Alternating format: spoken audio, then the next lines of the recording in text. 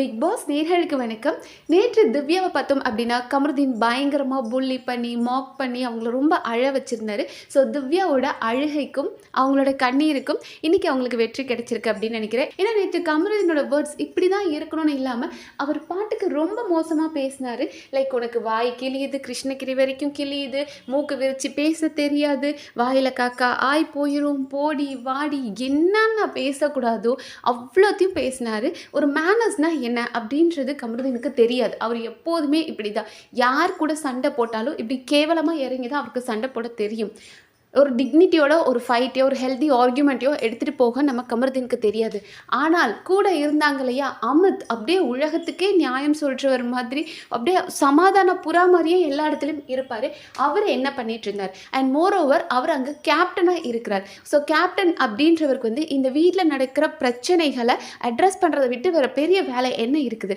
இந்த வீட்டையே ஒரு வாரம் உங்கள் கையில் கொடுக்கும்போது எல்லாத்துக்குமே பொதுவான கேப்டனாக இருக்கணும். அதை விட்டுட்டு எனக்கு பாரு பிடிக்கும், கமருதீன் பிடிக்கும், வினோத் பிடிக்கும் அப்படின்னு அவங்களுக்கான ஒரு கேப்டனாக மட்டும் ஏன் இருக்கணும்? ஸோ அதை தான் வந்துட்டு நமக்கு நேற்று திவ்யா கேட்டு அழுந்தாங்க இல்லையா, நீங்கள் ஒரு கேப்டனாக இருக்கீங்க, அவர் என்ன பேசுகிறாரு, வாடி போடின்னு பேசுகிறார், அப்போ கூட நீங்கள் கேட்க மாட்டீங்களே அப்படின்னு.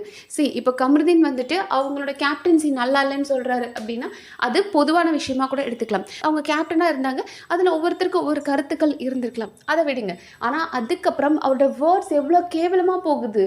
வாடி போடின்றது, வாயில் ஆய் போயிருன்றது, வாய் கிளியுது, மூக்கு விரிச்சு, இப்படி என்னென்னமோ பேசிகிட்டு இருக்கார் இல்லையா.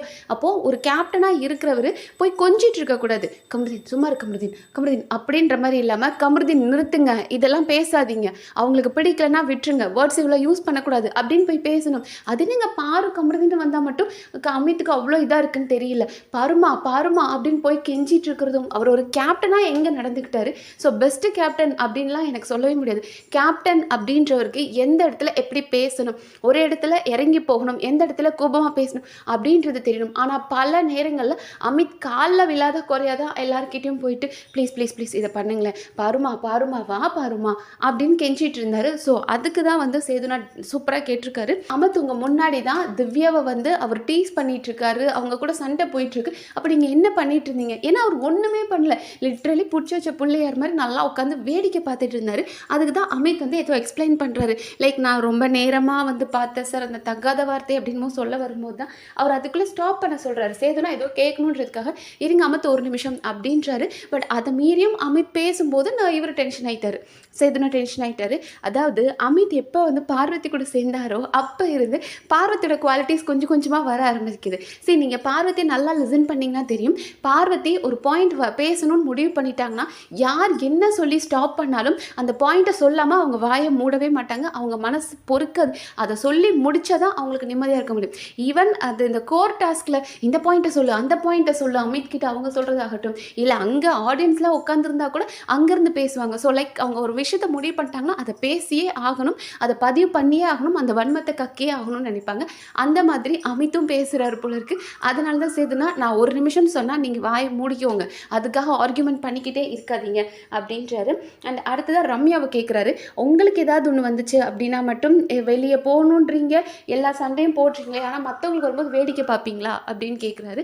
லைக் இப்போ போன வாரம் வந்துட்டு அது சொன்னது டெஃபினட்டாக அது ஒரு பெரிய தப்பு தான்.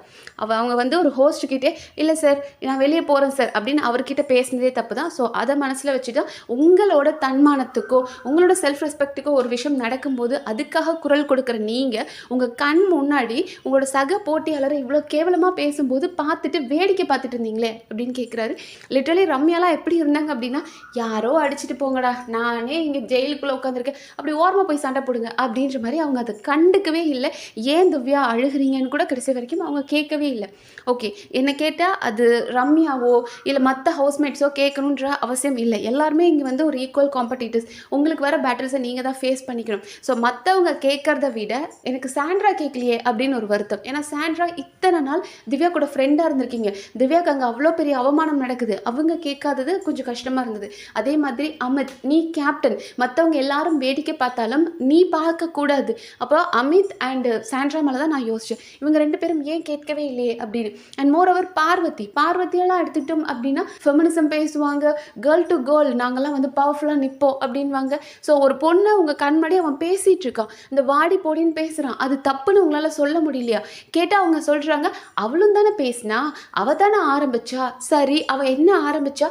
முதல்ல ஆரம்பித்தது கமருதீனுக்கும் திவ்யாவுக்கும் ஆக மாட்டேங்குது அப்படின்போது அந்த கான்வர்சேஷனை அவர் எடுத்துகிட்டு வந்திருக்கவே கூடாது. எதுக்கு திவ்யாவோட கேப்டன்சி டார்ச்சர் அப்படின்னு சொன்னார்.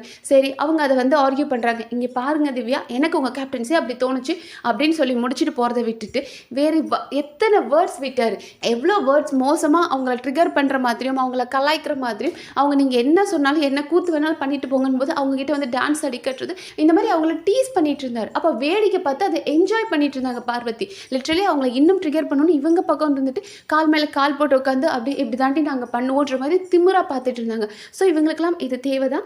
அண்ட் ரம்யாவை கேட்டு அடுத்ததாக வந்து சாண்ட்ராவை கேட்குறாரு சேதுனா, பிரஜினுக்கு இந்த மாதிரி நடந்தால் இப்படி தான் நீங்கள் வேடிக்கை பார்ப்பீங்களா அப்படின்றாங்க. என்ன சேதுனா, அவள் பிரஜினியே ஒரு பாயிண்டில் வந்துட்டு திவ்யாவும் பிரஜினும் க்ளோஸாக இருக்காங்க அப்படின்னா பிரஜினுக்கே ஒரு டேக் கொடுத்தாங்க, பிரஜின் வந்து திவ்யா கூட சேர்ந்து பேசுகிறாரு, அவள் கூட கடலை போட்டுட்ருக்கார் அப்படின்னு. இவங்க திவ்யாக்காக சப்போர்ட் பண்ணி நிற்பாங்களா? அது எல்லாமே சும்மா திவ்யாவை நல்லா யூஸ் பண்ணிவிட்டு இப்போ அவங்க நேமை ஸ்பாயில் பண்ண நினைக்கிறாங்க. திவ்யா நேற்று அழுகும்போது அதை பார்த்து ரசிச்சுட்டு இருக்காங்க. நேற்று அவங்களுக்கும் திவ்யாவுக்கும் கமருதீனுக்கும் சண்டை வரும்போது அவங்க நினச்சிருந்தாங்கன்னா பேசலைனா கூட நீ பண்ணுறது தப்பு கமருதீன் அப்படின்னு அந்த இடத்துல ஒரு வார்த்தை சொல்லியிருக்கட்டும், திவ்யாவுக்கு அது எவ்வளோ சப்போர்ட்டிவாக இருந்திருக்கும். ஆனால் அந்த சப்போர்ட் கொடுக்கக்கூடாது, திவ்யாவை ஹர்ட் பண்ணணும் அப்படின்றதுக்காகவே அந்த இடத்துல சிரிச்சுக்கிட்டே நின்று அப்படியே ரசிச்சுட்டு இருந்தாங்க. அதுதான் திவ்யாவுக்கு ரொம்ப பெரிய வருத்தமே. இத்தனை பேர் பார்த்துட்டு இருக்கீங்க இல்லையா, எல்லாரும் நீங்களாம் பார்த்துட்டு இருக்கீங்க, அவன் இவ்வளோ மோசமாக பேசுகிறான், யாராவது ஒரு வார்த்தை கேட்டிங்களா அப்படின்னு.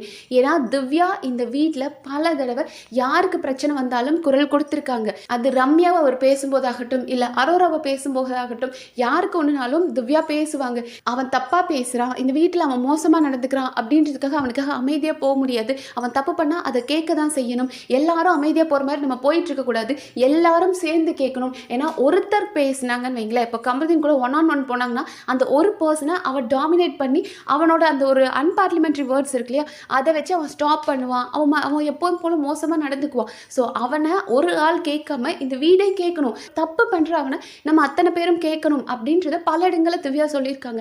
ஏன்னா திவ்யாவுக்கு நல்லா தெரியும், இன்னைக்கு இவளை பேசுவான், நாளைக்கு எவ்வளோ வேணாலும் பேசுவான், எல்லா இடத்துலையும் நம்ம அமைதியாக போகக்கூடாது அப்படின்றதுக்காக திவ்யா பல நேரங்களில் யாருக்குனாலும் அவங்க பேசியிருக்காங்க. அதனால தான் அவங்க எதிர்பார்க்குறாங்க, இப்படி ஒருத்தனை பேச விட்டு எல்லாரும் வேடிக்கை பார்த்தாங்களே அப்படின்னு. ஸோ சாண்ட்ரா அதில் ரொம்ப டூ மச். ஆனால் சாண்ட்ரா அதுக்கப்புறம் ரொம்ப நல்லவங்க மாதிரி இவங்க கிட்ட பார்வதி கிட்ட, இருந்தாலும் அவள் வாடி போடின்னு பேசினது தப்பு, நீ சொல்லியிருக்கணும் அப்படின்னு ஒரு வேர்ட் சொல்லிக்கிட்டாங்க. அது எதுக்காக அப்படின்னா அவங்களுக்கு தெரியும் இந்த பிரச்சனை அட்ரஸ் பண்ணப்பட்டுச்சு அப்படின்னா நம்ம மேலே தப்பு இல்லாமல் காமிச்சிக்கணும் அப்படின்னு. உண்மையாகவே இவங்களுக்கு சாண்ட்ராக்கு திவ்யா மேலே அக்கறை இருந்தது அப்படின்னா திவ்யாவை அந்த அளவுக்கு பேசும்போது தனக்கு பிடிக்கல, நான் பேசாமல் இருந்தாலும் பண்ணுறது தப்பு கமருதீன் அப்படின்னு ஒரு வார்த்தை சொல்கிறதுக்கு எவ்வளோ நேரம். அண்ட் அடுத்ததாக வினோத்தை கேட்கும்போது வினோத் சொல்கிறாரு, சார் அப்படிலாம் பேசக்கூடாதுன்னு நான் சொன்னேன் சார் அப்படின்ற மாதிரி சொல்லும்போது தான் சேதுனா இதெல்லாம் வெறும் கண் தொடைப்புடா அப்படின்ற மாதிரி கண்ணை தொடச்சி காமிச்சார். ஏன்னா இவர் வினோத் வந்துட்டு பயங்கரமான கமருதீன் சப்போர்ட்டர். கமருதீன் என்ன பண்ணாலுமே என் மச்சான் பண்ணுறது கரெக்டுன்ற மாதிரி பேசுவார். அண்டு உள்ளே போயிட்டு டே அந்த பொண்ணு அழுகுதுடா அப்படின்வார். அதுக்கப்புறம் ஐயோ அந்த பொண்ணு கழுத்தை அறுக்குது, அமித் மாட்டிக்கிட்டாரு அப்படின்னு கலாய்ப்பார். நேற்றும் அவங்கள பயங்கரமாக கலாய்ச்சி அவங்கள வெறுப்பேற்றிட்டு இருந்தார் இல்லையா, அதனால நீ பேசினது எல்லாமே வெறும் கண் தொடைப்புன்னு எனக்கு தெரியும் வினோத் அப்படின்ற மாதிரி சேதுனா அவர் எக்ஸ்பிரஷன் கொடுத்துட்டு போயிட்டாரு. ஸோ திவ்யாவுக்கு கிடைச்ச இந்த வெற்றி அப்படின்றது அவங்கள இன்னும் அடுத்த லெவலுக்கு நல்லபடியாக பூஸ்ட் பண்ணி கொண்டு போகும் அப்படின்னு நம்புகிறேன். ஏன்னா திவ்யாவை பொறுத்த வரைக்கும் அவங்களுக்கு ஒரு சின்ன தடுமாற்றம் எப்போதுமே கமருதீன் கிட்ட இருக்குது. இவன் கிட்ட வாய் கொடுக்கலாமா வேணாமா, இவன் ரொம்ப பேசுவானே அப்படின்னு யோசிச்சாங்க. பட் நம்ம எதிர்த்து பேசணும், அவன் நம்மளை என்ன பேசினாலும் நம்ம அமைதியாக போகவே கூடாது, நம்ம எதிர்த்து கேள்வி கேட்கணும், அவன் செய்கிற தப்பை நம்ம சுட்டி காட்டணும், கண்டிப்பாக அவனுக்கான தண்டனை கிடைக்கும். ப்ரோமோல பார்த்தீங்களா 2 பேரும் ஒதுக்கி வச்ச மாதிரி பார்வதி அண்ட் கமருதீன் 2 பேரும் மைக் இல்லாமல் தனியாக அங்கே ஓரமாக உட்காந்துருக்காங்க. இதை தான் பார்வதி சொன்னாங்களே, லிட்டரலி எங்களை ஒதுக்கி வைக்கிறீங்களா, ஒரு வாரம் எங்ககிட்ட பேசாமல் எங்களை ஒதுக்கி வைக்குவீங்களா அப்படின்னு கேட்டாங்களே. இன்றைக்கி அவங்க 2 பேரும் அப்படி தான் ஒதுக்கி வச்ச மாதிரி தான் உட்காந்துருக்காங்க. ஸோ நம்ம பேச வேண்டிய இடத்துல பேசினா நம்மளோட குரல் கேட்கப்படும் அப்படின்ற மாதிரி திவ்யாவோட வெற்றியை இதை நான் பார்க்குறேன். நீங்கள் என்ன நினைக்கிறீங்கன்றதை கமெண்ட் செக்ஷனில் சொல்லுங்கள். நன்றி.